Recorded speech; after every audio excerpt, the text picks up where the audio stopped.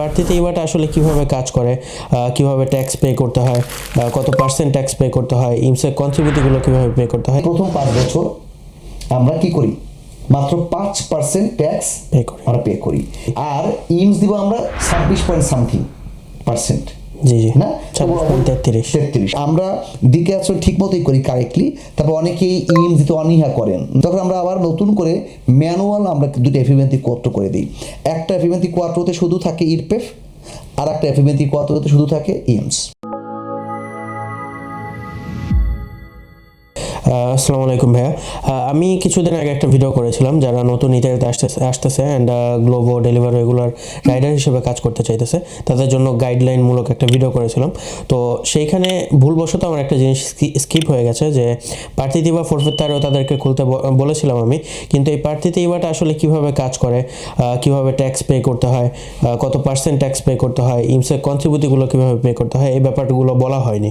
তো আপনি যদি এই ব্যাপারগুলো একটু গুছিয়ে বলতেন তাহলে আমার মনে হয় যারা দর্শক ছিল তাদের জন্য একটু উপকার হতো। ওকে, যদি আমরা স্পেসিফিক্যালি যারা কিনা গ্লোবো বা ডেলিভারি কাজ করে তাদের বিষয়ে বলি, তারা কিন্তু ওই lavoratore autonomo non iscritto alla Camera di Commercio, giusto? জি। তো এই ক্ষেত্রে তো তুমি সবাই জানে, তারপর আমরা একটু আমাদের জায়গা থেকে ব্যাপারটা একটু বলে হয়তো অনেকের উপকারে আসতে পারি আমরা আশা করছি। সেটা হচ্ছে আসলে সাধারণত একজন lavoratore autonomo sempre entra nel regime forfettario। তার মানে কি, যদি এমন ব্যক্তি কোনো মানুষ পার্টিতে বা খুললো ন্যাচারালি, ওকে, কিছু alcune codici ছাড়া, লাইক এদিকোলা, লাইক বেনজিনাইও প্রেজেন্ট, এরকম কিছু আছে। এইগুলোর বাইরে যদি বলি যে নর্মালি যেমন গ্লোবো, যেটা কোরিয়ারে, এইসব ক্ষেত্রে সবাইকে আমরা রেজিমে ফরফেত্তারিও। তো এদের সিম্পল হিসেব, খুবই সিম্পল হিসেব, যে তারা গ্লোবোকে ফাকতুরা করবে 22% ইভা না নিয়ে, ওকে, সেন্সা ইভা। তো বছর শেষে তাদের কোনো কোনো ক্ষেত্রে 12টা 15টা 20টা ফাকতুরা হয়ে যায়। তো তার উপরে পরের বছর ডাল প্রিমো জুনিয়র পিউমেনো দিকাসো দেল রেডিতে শুরু হয়, রাইট? তো ঠিক তখন তারা কি করবে, দিকাসো দেল রেডিতে করবে। এই ক্ষেত্রে তার দুটো জিনিসের পেমেন্ট আসবে, সবাই জানি। একটা হচ্ছে ইরপেফ বা ট্যাক্স, আর একটা হচ্ছে কি ইমস। ইমস মানে কন্ট্রিবিউটি। আমরা অনেকেই দিকাসনের ক্ষেত্রে এর কোয়াড্রো কি করি না, ফিল আপ করি না। এটা তো অ্যাকচুয়ালি অন্যায়। তো আমরা যেন বলবো ন্যায় অন্যায় সিদ্ধান্ত নেওয়ার মালিক আপনারা, কিন্তু আমরা আপনাদেরকে নিয়ম বলে দিব। আপনারা যে বা যারা ডেলিভারির কাজ করছেন, গ্লোবোর কাজ করছেন, তিনি বা তারা অবশ্যই যখন ডিক্লেয়ার করবেন, যেই কমার্শিয়ালিস্টে হোক না কেন, আপনাকে অবশ্যই দিকাসো দেল রেডিতোর পাশাপাশি একই সাথে আপনার কন্ট্রিবিউটি দিকাসন করতে হবে, যেটা কিনা ওখানে আছে কোয়াড্রো এর। ওকে, তো এখন আমরা কিভাবে পে করব এটা আসতেছি। তো আমরা জানি প্রথম 5 বছর আমরা কি করি, মাত্র 5% ট্যাক্স আমরা পে করি। ওইখানে অবশ্যই অনেকে প্রশ্ন করতে পারে, আমি আমার বউয়ের কদেশি ফিসকালে, বাচ্চা কদেশি ফিসকালে দিতে পারি কিনা। না, তুত্তো স্কন্তাতো, সোজা কথা। ওকে, সকল কিছু হিসেব কষে আপনাকে তারা কি করবে, 5% ট্যাক্স দিয়ে পড়বে।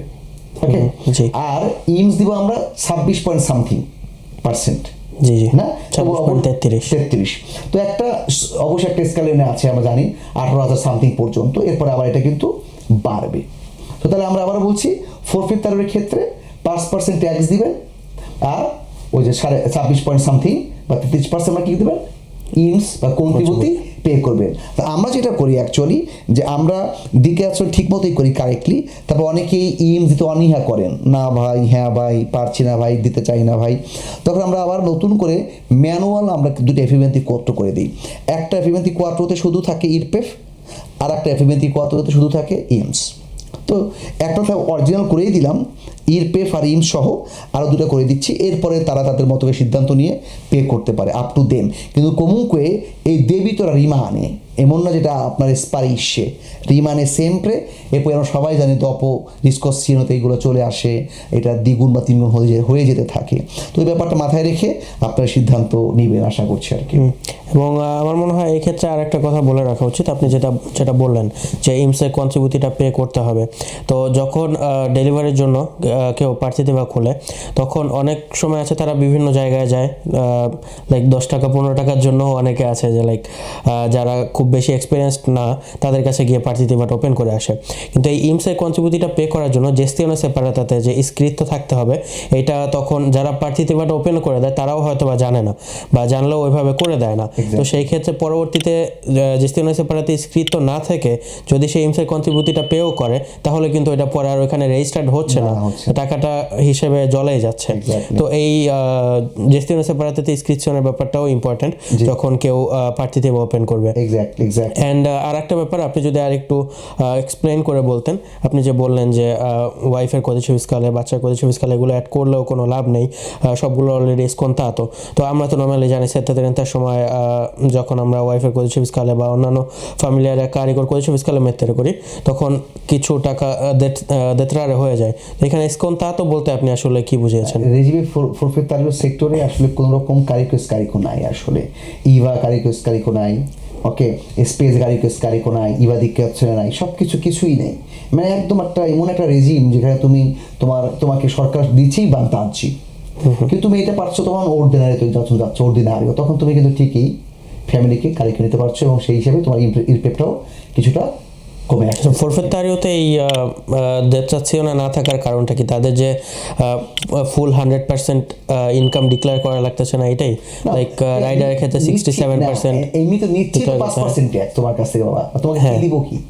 তাছাড়া তো যে আরেকটা যে 100%-এর জায়গায় তো 100% ইনকাম ডিক্লেয়ার তো করতেছে না, 100%-এর উপর তো ট্যাক্স দিতেছে না, 67% ট্যাক্স দিতেছে। তোমাকে সব দিচ্ছি, আবার তুমি আবার এটাও চাও, মানে তোমার কাছে আমি নিচ্ছি তো না, জি নিচ্ছি না। এখন তুমি আবার বলো না আমার তো পোলা আছে, আমার বাপ আছে, আমার মা আছে, আমার স্ত্রী আছে, সব ঢুকে আমি তাহলে তোমার ট্যাক্সই দিব, এটা হবে না। এই জন্য বলছে in ogni caso 5% di tassa devi pagare। ধন্যবাদ। ধন্যবাদ।